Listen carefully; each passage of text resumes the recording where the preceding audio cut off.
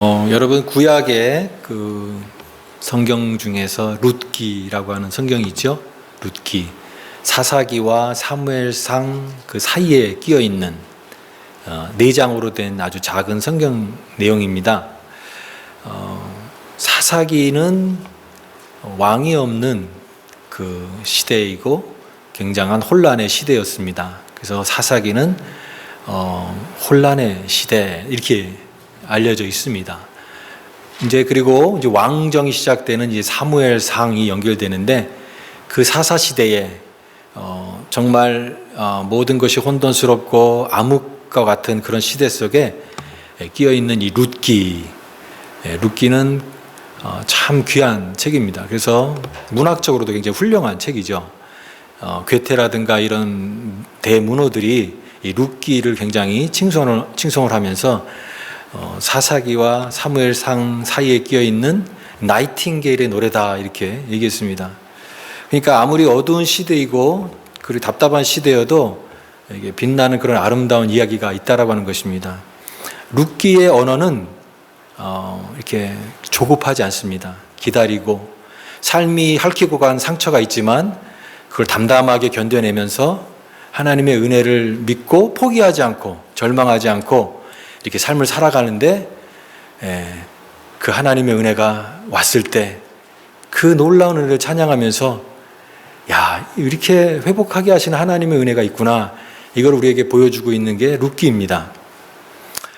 오늘 말씀도 그런 의미에서 우리가 마가복음 계속 살펴보고 있는데 바로 예수님께서 도전하셨던 이 예루살렘의 성전 체제, 겉으로는 웅장하고 겉으로는 굉장히 종교적인 것 같지만 그 안은 다 썩어 있는 이런 타락한 성전 체제를 예수님께서 대항하셔서 거기에 대해서 말씀하시고 도전하셨던 그런 내용, 그리고 이제는 마침내 이제는 그 성전은 다 무너질 것이다 라고 하는 그 13장의 이제 내용을 예수님께서 예언과 같은 그런 말씀을 하시는 그 내용 사이에 끼어 있는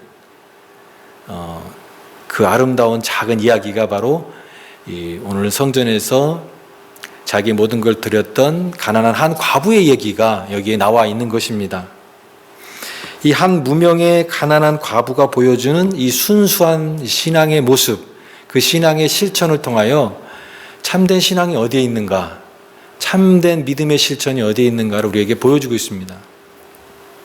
오늘 설교 제목처럼 높은 곳에 있는 것이 아니라 낮게 사는 사람들, 낮은 삶의 자리, 거기에 하나님의 은혜가 있는 것을 보여줍니다. 우리나라 그 1970년대에 금관의 예수라고 하는 그런 작품이 있습니다. 금관의 예수. 한국 교회가 많이 발전했죠. 지금도 세계에서 제일 큰 독립교단이 한국에 있고 또 장로교, 감리교 이렇게 제일 굵직굵직한 큰 세계에서 큰 교회가 다 한국에 있습니다.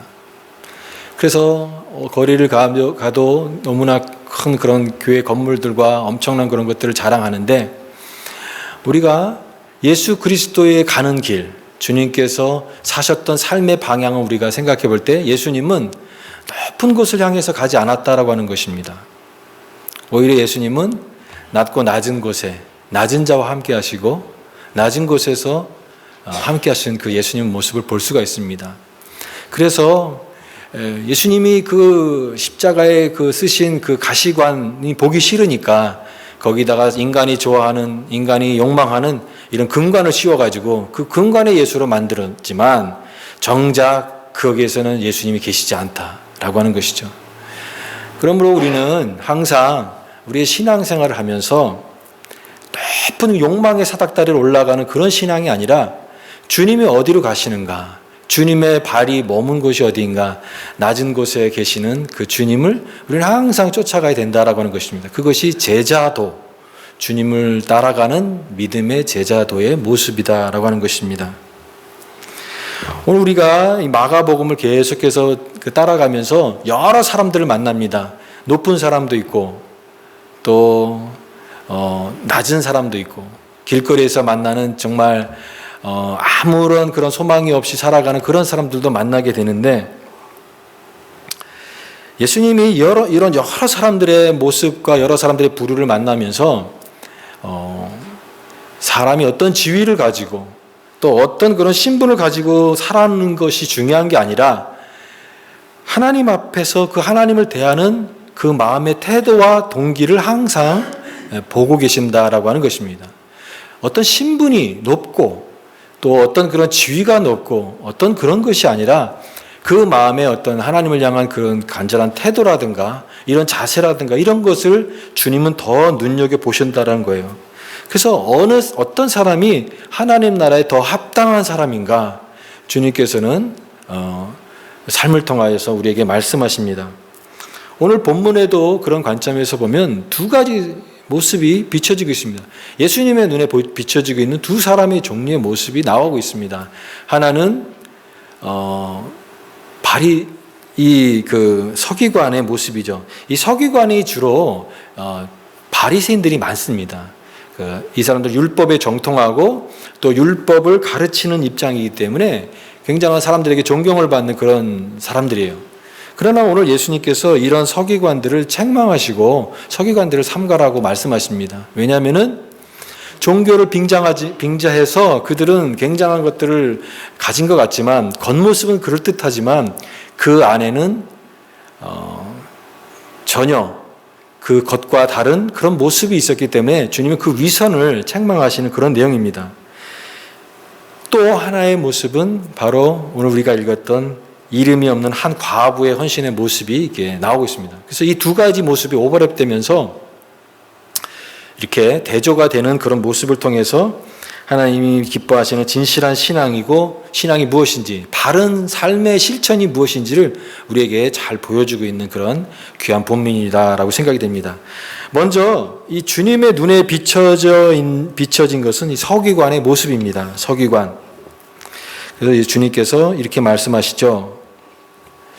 예수께서 가르치실 때 이르시되 긴 옷을 입고 다니는 것과 시장에서 문화받는 것과 회당에서 높은 자리와 잔치의 윗자리를 원하는 서기관을 삼가라 이렇게 말씀하십니다. 서기관을 삼가라.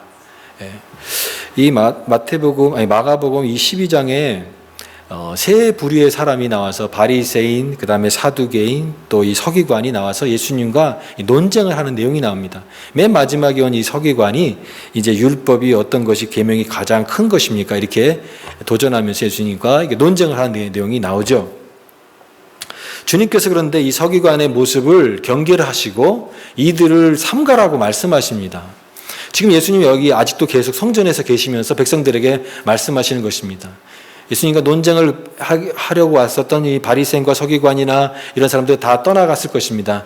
백성들이 예수님의 말씀을 듣고 있습니다. 그때 예수님께서 하신 말씀이 바로 이 말씀입니다. 서기관들을 삼가라. 그러면서 이 서기관들의 위선적인 모습, 그런 모습들을 계속 예수님께서 말씀하시는데 이들은 긴 옷을 입고 다니고 시장에서 문안을 받기 좋아하고 회당의 상석과 잔치의 높은 자리에 앉기를 좋아한다 이렇게 되어 있습니다. 긴 옷을 입고 다니는 것. 여러분 긴 옷 입고 다니는 게 뭐가 문제가 있습니까? 긴 옷을 입고 다니는 게 문제가 아니라 그 긴 옷을 입고 다님으로써 그 옷에 걸맞는 그 삶의 내용이 없는 것을 책망하신 것이죠. 그러니까 외형적으로는 그럴듯하지만 당시에 이렇게 긴 옷을 입고 다니는 것은 이제 내가 그런 신분이 있는 사람이다. 종교적으로 그렇게 거룩한 사람이다라고 하는 것을 외적으로 드러내는 그런 표시였습니다.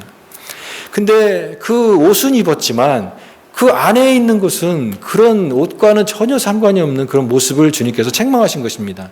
경건의 모양은 있지만 경건의 능력은 없다라고 하는 말씀처럼 그들은 경건의 모양은 있지만 경건의 능력은 없기 때문에 주님께서 그것을 말씀하신 것입니다. 시장에서 문안을 받고 회당의 상석과 잔치의 높은 자리에 앉는다. 그리고 과부의 가산을 삼킨다. 이렇게 말씀하셨어요. 그리고 외식으로 길게 기도하는 자다라고 말씀하십니다. 이들은 굉장히 높은 자리를 차지하고 높은 자리에 앉는 걸 좋아합니다. 왜냐하면 그렇게 높은 자리에 앉아야 대접을 받고 사람들에게 인정을 받으니까 그 높은 자리를 원하는 것이죠. 이들은 사람이 안 볼 때는 기도하지 않다가 사람이 볼 때는 기도하는 사람들입니다. 기도도 하나님 앞에 기도하는 기도가 있고요. 사람의 눈을 의식하는 기도가 있습니다. 기도하는 척을 할 수도 있습니다. 그게 위선이 되는 것이죠. 이들은 바로 하나님 앞에 기도하는 것이 아니라 사람 눈에 의식을 하는 그런 기도를 드렸습니다. 그래서 예수님께서 이들은 위선자다 이렇게 말씀하신 것입니다. 여러분, 위선이라는 것은 연극 배우의 가면을 얘기합니다. 연극 배우들이 이 가면을 쓰고, 그 당시에 이제 이런 헬라 문화권에서는 그런 가면 쓰고 이제 연극을 하게 되는데, 그 연극할 때 쓰는 그 가면이 바로 위선입니다. 그러니까 겉모습과 다른 그런 모습을 가지고 하는 것이죠. 여러분, 이 신앙의 겉모습을 가장할 수 있다라고 하는 것을 주님께서는 아셨기 때문에 이 서기관의 외식에 대해서 주님께서 말씀하시는 거죠. 이들을 삼가라. 이들의 그 모습을 본받지 말라라고 말씀하시는 거예요. 진실한 신앙이 어디 있습니까? 진실한 신앙은 우리의 그 외형적인 모습이 아니라 우리의 내면에 있다라고 생각이 됩니다. 사람들은 겉모습을 보지만 하나님은 중심을 보십니다.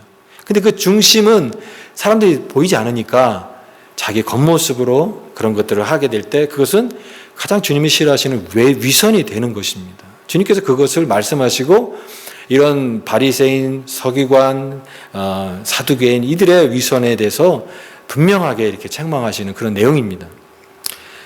이 서기관의 그런 모습을 주님께서 책망하시면서 거기에 대한 그 대비로 말씀하시는 그 내용이 지금 여기 한 과부가 딱 등장을 합니다. 과부가 등장을 하는데 예수님께서 그 헌금함에 그 헌금하는 그 과부의 모습을 눈여겨보시고 계십니다.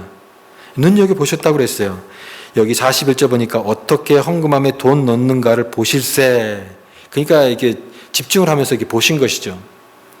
그 예루살렘 성전에 가면 그 여인의 뜰이라는 것이 있습니다. 여인의 뜰. 유대인들만 들어갈 수 있는 그 여인의 뜰 앞에 쇠로 만든 13개의 헌금함이 있었다고 합니다. 그러니까 헌금함이 쫙 놓여 있는데 이제 이 유대인의 명절이고 이제 6월절에 가까우니까 전국에서 많은 그런 순례자들이 와서 예배자들이 와서 예배를 드리니까 그 예루살렘 성전에 얼마나 많은 사람들이 왔겠습니까? 그때 이제 헌금을 다 드리는 겁니다. 예수님께서 보시는 사람들 보니까 부자도 있고 또 어떤 사람 여러 사람들이 와서 헌금을 하는데 여러분 재밌는 것은 그 당시에는 그 헌금을 받는 그 제사장들이 있어서 그 사람들이 이 헌금함에 헌금을 넣을 때 그 액수를 이렇게 공개를 합니다. 그래서 그 액수가 그 사람이 얼마를 헌금을 했는지를 이렇게 공개를 하는 거예요. 굉장히 우리가 지금 그렇게 하면 되게 당황스럽겠지만 그렇게 했습니다. 그러면 예를 들면은 뭐 어떤 그런 돈 많은 부자가 여기 말씀 보니까 부자들은 어떻게 했다고 그랬어요? 많이 넣는데 그랬습니다. 부자들은 많이 넣는데. 자기의 그 부한 것을 자랑하기도 하고 또 나는 이만큼 하나님 앞에 헌신하는 사람이다라는 것을 굉장히 어떤 뿌듯하게 했겠죠. 다 이렇게 헌금함에 헌금을 넣으면 상상해 보십시오. 그러면은 이제 그 제사장이 헌금을 징수하는 제사장이 이렇게 보면서 5,000불 내셨습니다. 이렇게 하는 거예요. 이분은 10,000불 내셨습니다.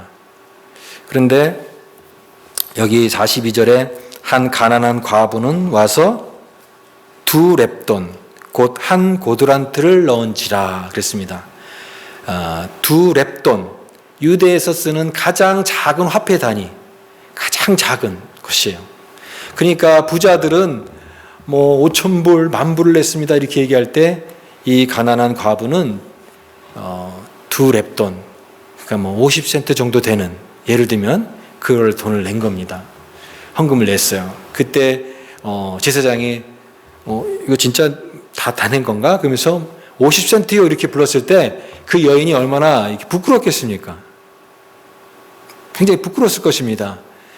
그런데 예수님께서 이 장면을 보고 계셨다라고 하는 거예요. 그러면서 제자들 다시 불러가지고 그들에게 말씀하십니다. 그 말씀이 바로 이 43절의 말씀이죠. 내가 진실로 너에게 이르노니 이 가난한 과부는 헌금함에 넣은 모든 사람보다 많이 넣었도다. 그러면서 그들은 다 풍족한 데서 넣었거니와 이 가난한 과부는 그 가난한 중에 자기의 모든 소유 생활비 전부를 넣었느니라 말씀하십니다. 그러니까 예수님께서는 이 과부의 그 헌신, 헌금 하나님 앞에 드린 그 헌금의 그 모습을 다 아셨던 것이에요. 다 보시고 계시고 그것을 굉장히 귀하게 보시고 제자들을 불러서 봐라 라고 제자들에게 모범적으로 제시하는 그 정도로 주님께서 그 과부의 그것을 보고 계십니다. 여러분, 이 여인의 행동에 여러분은 어떻게 생각하십니까? 이 여인이 모든 것을 다 드렸다. 우리가 잘 아는 그런 내용이죠. 그래서 이것이 이제 헌금에 대한 강조를 할 때 이제 자주 나오는 그런 본문 중에 하나인데, 여러분, 이것은 굉장히 쉬운 얘기는 아닙니다. 나에 있는 모든 것을 다 하나님 앞에 드린다. 그래서 어떤 사람은 이렇게 생각할 수 있습니다. 아니, 어리석지 않느냐. 지금 이 예루살렘 성전이 우리가 보기에도 다 타락해 있고 또 과부의 가산을 삼키는 그런 제사장들이라든가 이런 사람들이 다 지금 성전의 그런 권력들인데, 이런 사람들한테 이 과부가 자기 재산이 그밖에 없는 그런 절박한 상황 때문에 하나님 앞에 다 드릴 수밖에 없는 그런 상황을 역용해서 그 과부의 가산을 삼키는 그런 성전에 헌금을 드리는 것은 너무 어리석은 거 아니냐. 나 같으면 합리적이지 않다. 나 같으면 그렇게 속지 않겠다. 이렇게 생각할 수도 있다라는 생각이 듭니다. 또 하나는 계산을 하는 거죠. 이렇게 이 보통 믿음이 아니잖아요. 아니, 얼마나 믿음이 좋길래 자기에 있는 모든 것을 다 드릴 수 있었을까? 우리는 그렇게 못할 것 같은데 라고 생각하면서 엉뚱한 관심을 갖는 거예요. 뭐냐면, 그렇게 그러면 하나님 앞에 이렇게 드렸으면 그러면 나중에 이 여인은 어떤 축복을 받았을까? 그럼 그게 궁금한 거예요. 하나님께서 이제는 그러면 모든 걸 다 바쳤으니까 이제는 아주 모든 하나님 축복을 받아서 듬뿍 받아서 오래오래 잘 살았을까? 근데 그런 얘기는 여기 없습니다. 여러분, 이렇게 합리적으로 생각하고 계산적으로 생각하는 것을 통해서 이 여인을 보면 안 된다라고 하는 것입니다. 합리적이지 않아요. 그 여인의 행동에. 그리고 계산하는 그런 것이 아닙니다. 그래서 우리는 그런 생각하게 되면 이 여인이 아무리 탁월한 믿음과 헌신을 했다 할지라도 그냥 우리는 별로 상관이 없는 그런 모범으로 생각하게 되거나, 또 아까 얘기했던 것처럼 그러면 이렇게 많이 바쳤으니까 하나님께서 어떻게 축복해 주셨지? 거기에 대해서만 관심을 갖는 엉뚱한 관심을 가질 수 있다라고 하는 것입니다. 근데 여러분, 본문이 우리에게 알려주는 것은 뭐냐면 진정한 헌신이 무엇인가 하는 것입니다. 여러분, 진정한 헌신은 계산하지 않습니다. 내가 하나님 앞에 헌신을 할 때 이 헌신에 대한 반대급부로 뭐를 내가 받지? 라고 하는 것이 헌신이 아니다라고 하는 것입니다. 그런 의미에서 여러분, 헌신은 거래가 아닙니다. 내가 이만큼 줬으니까 내가 이만큼 받는 것, 그게 거래입니다. 거래는 감동이 없습니다. 온전히 다 바치는 그런 헌신이 하나님의 기뻐하시는 그런 헌신이 된다라는 거 하는 것이에요. 진정한 헌신은 계산하지 않습니다. 여러분, 이렇게 금전적인 가치는 다르지만 이렇게 또한 헌신한 사람이 또 한 사람이 있습니다. 나중에 이제 우리가 보게 되는 예수님의 향유를 부은 여인이 나옵니다. 그 여인은 굉장한 값어치의 것을 주님 앞에 드렸습니다. 300데나리온이라고 하는 큰 값어치의 향유를 깨트려서, 옥합을 깨트려서 주님을 장사를 기념하는 그런 행위를 했습니다. 그때 사람들이 왜 이렇게 비싼 돈을 허비하느냐 이렇게 책망하고 그 여인을 책망합니다. 계산하는 사람들과 합리적으로 생각하는 사람들에게는 그것이 허비고 어리석은 일이고 또 못마땅한 일이지만, 그러나 그 하나님 앞에 드리는 그 헌신된 자들에게는 그것이 허비가 아니라 하나님 앞에 드려지는 자신의 마음이었어요. 가장 귀한 것을 드리는 헌신이 되었던 것입니다. 헌신은요, 자기 것을 드린다. 우리가 헌신 예배, 이렇게 한국교회에서 이제 헌신 예배를 이렇게 드리지 않습니까? 헌신, 몸을 드리다라고 하는 거예요. 여러분, 몸을 드린다라고 하는 것은 내 모든 것을 다 드리는 거예요. 왜 드립니까? 내가 사랑하는 대상을 향해서 드리는 거예요. 내가 너무 사랑하고 내가 너무나 그 존재가 귀하기 때문에 내 모든 것을 다 드리는 거예요. 그럼 레위기에 우리가 레위기를 공부하지 않았습니까? 레위기에서 동물을 하나님 앞에 헌신할 때 어떻게 합니까? 동물을 다 죽여서 각을 뜨고 하나님의 그 앞에 다 드리는 거죠. 그게 바로 헌신입니다. 헌신은요, 백지수별 하나님 앞에 드리는 거예요. 거기다가 어떤 단어를 쓰고 어떤 문장을 쓴다 할지라도 내가 그거를 다 받아들이겠습니다라고 하는 것이 헌신이에요. 계산을 하지 않습니다. 이 여인을 보고 진짜 어리석은 행동을 했다. 또 그러면 그 이후에 어떤 축복을 받았는가? 이거에 대한 관심이 아니라 여러분 이 여인은 그 모습 자체가 하나님 앞에 온전히 드려지는 그런 헌신이었던 거예요. 허비가 아니라 헌신이었던 거예요. 왜 그렇습니까? 내 모든 존재를 다 쏟아서 사랑한 고백으로 그렇게 소중하니까 드린 것입니다. 우리는 이 여인의 이야기로만 끝나서는 안 됩니다. 이 마가복음의 이 말씀을 통해서 궁극적으로 보여주고 있는 것은 저는 여기 이제 기독론이 담겨 있다고 생각합니다. 예수님이 어떤 분이신가. 여러분 예수님의 십자가를 생각해 보십시오. 예수님께서 십자가를 지시는 것은 다른 사람의 죄 때문에, 우리의 죄 때문에 십자가에 지시는 것입니다. 어떤 다른 사람의 죄 때문에 내가 죽는다고 하는 것이 합리적인 것입니까? 합리적이지 않습니다. 예수님이 죄인을 구원하기 위해서 십자가의 고난을 받아야 된다는 것은 계산으로 따질 수 없는 것입니다.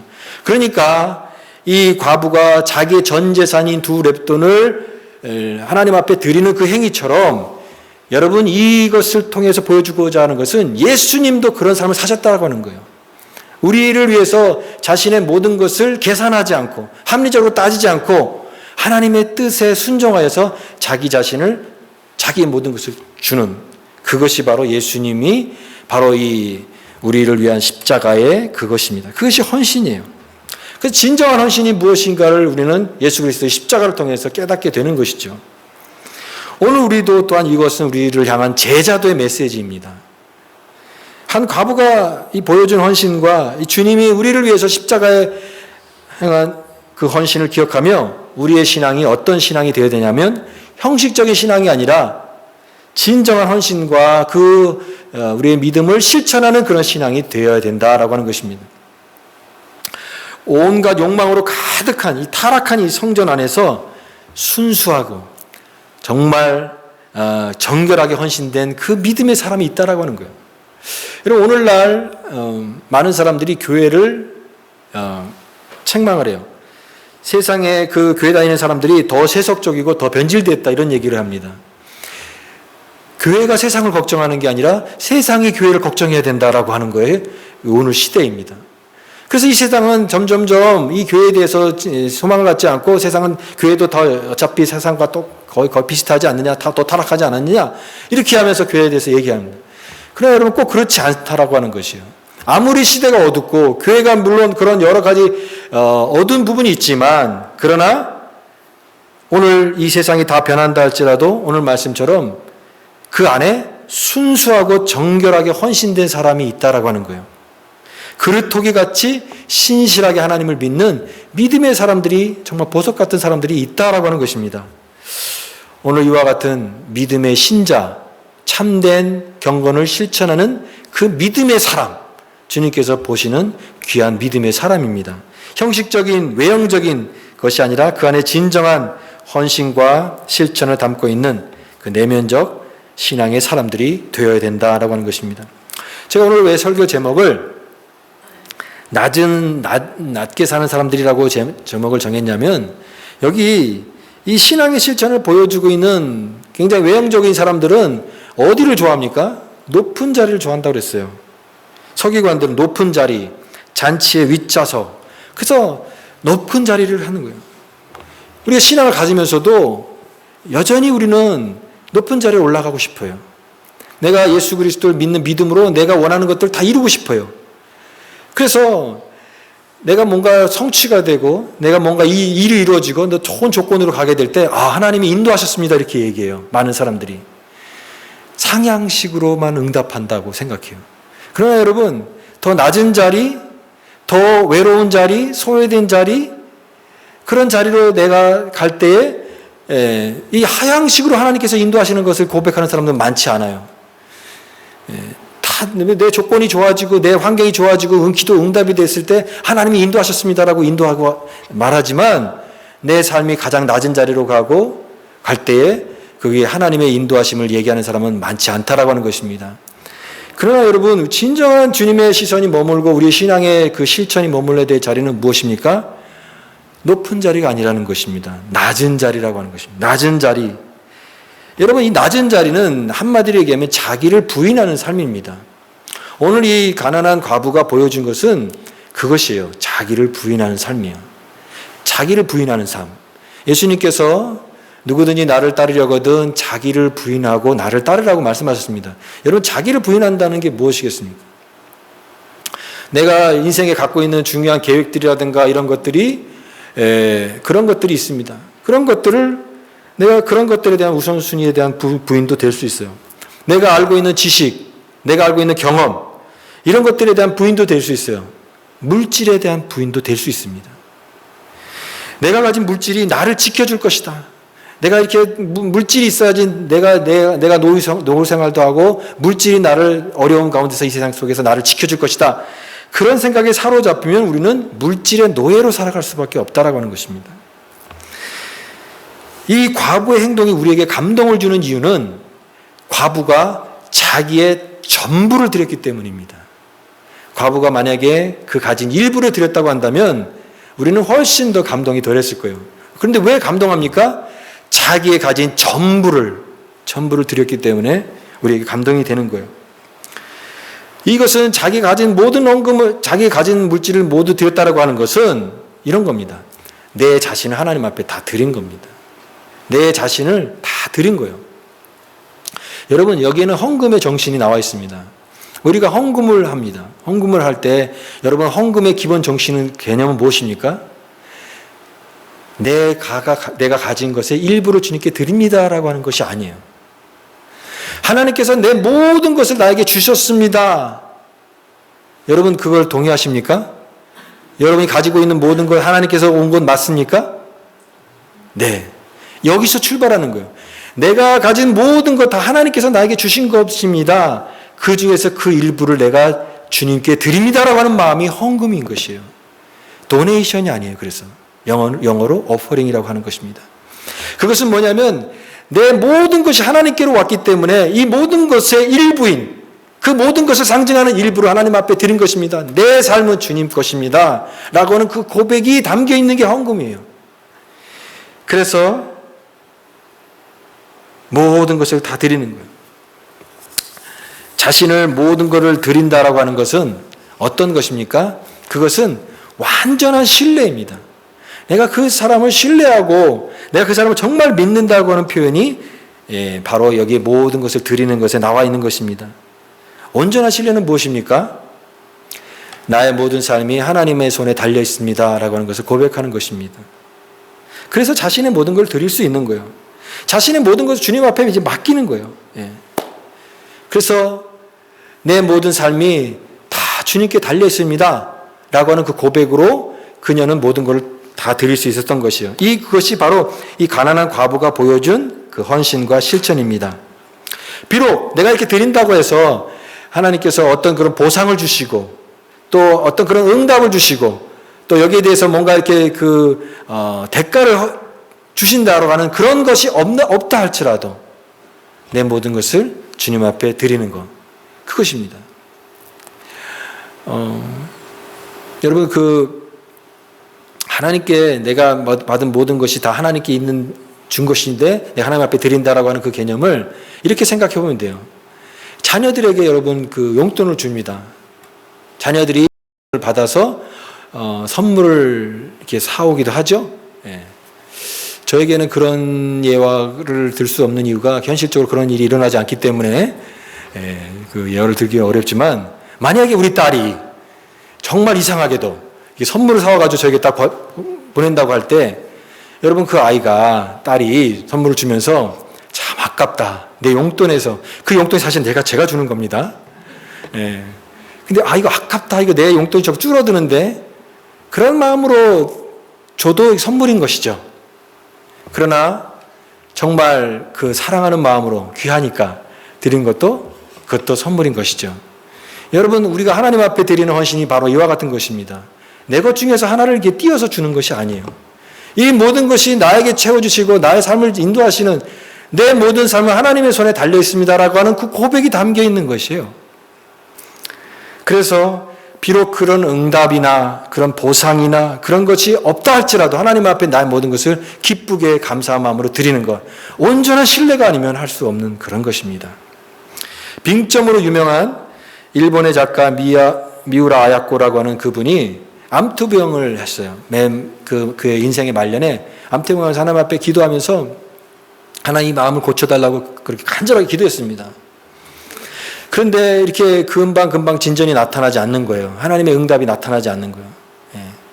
그럴 때 그녀의 기도가, 이 마지막의 기도가 이런 기도였다고 합니다. 세상을 떠나면서 마지막에 드린 기도. 하나님, 당신이 하시는 일은 언제나 옳습니다. God is good all the time. 항상 하나님 선하십니다. 항상 옳습니다. 왜냐하면 당신은 나보다 더 나를 사랑하시고 나보다 나를 더 잘 아시기 때문입니다. He knows me more than me. He loves me more than me. 내가 나를 아는 것보다, 내가 나를 사랑하는 것보다 더 주님은 나를 사랑하시고 나를 아시기 때문에 하나님 항상 옳습니다. 라고 하는 그 기도를 드렸다고 합니다.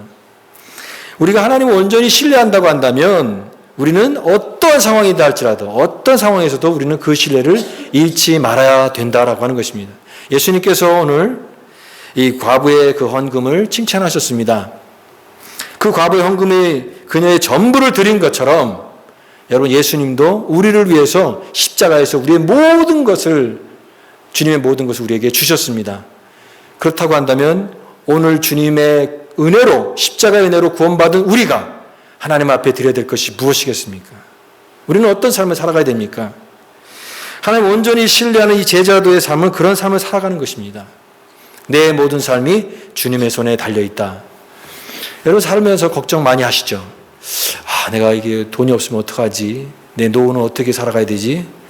내가 이제 지금 여기 여기 일하는 데서 그만두면 나는 어떻게 살아가야 되지? 우리 자녀들이 아프면 어떡하지? 자녀들이 잘못되면 어떡하지? 여러분, 물론 최선을 다해야 됩니다. 내가 할 수 있는 일들을 다 해야 되고 기도를 해야 됩니다. 그러나 여러분, 궁극적으로 하나님의 손에 맡기십시오. 우리가 모든 것을 하나님의 손에, 하나님으로부터 왔다고 하는 것을 믿는 것입니다. 처음부터 그랬습니다. 처음부터 내 삶은 주의 손에 달려 있었던 것입니다. 앞으로도 그럴 것입니다. 그 하나님을 온전히 신뢰하고 나의 모든 생존에 대한 염려도 다 하나님 앞에 내려놓으십시오. 하나님의 생명과 사랑이 우리가 전적으로 맡기는 삶. 왜냐하면 우리의 삶의 모든 것은 하나님의 손에 달려있는 것을 고백하는 진실한 신앙이 될 수 있기를 간절히 바랍니다. 자기를 부인하고 하나님 앞에 온전하게 신뢰하는 그런 삶, 바로 이 과부의 모습을 통해서 주님께서 보여주신 아름다운 모습입니다. 오늘 우리가 낮게 사는 사람들, 저 욕망의 그 사닥다리에 올라가는 그런 믿음이 아니라 가장 낮은 곳에서 임하시는 그 주님을 바라보시면서 하나님을 온전히 신뢰하는 사람, 그래서 나의 모든 삶이 주님께 있습니다 고백하면서 나의 모든 것을 하나님 앞에 기쁘게 드릴 수 있는 그런 삶, 주님이 찾으시는 이 시대의 참된 믿음의 사람인 것을 고백합니다. 저와 여러분이 그러한 믿음의 삶을 살 수 있기를 간절히 주님의 이름으로 축복합니다. 기도하겠습니다.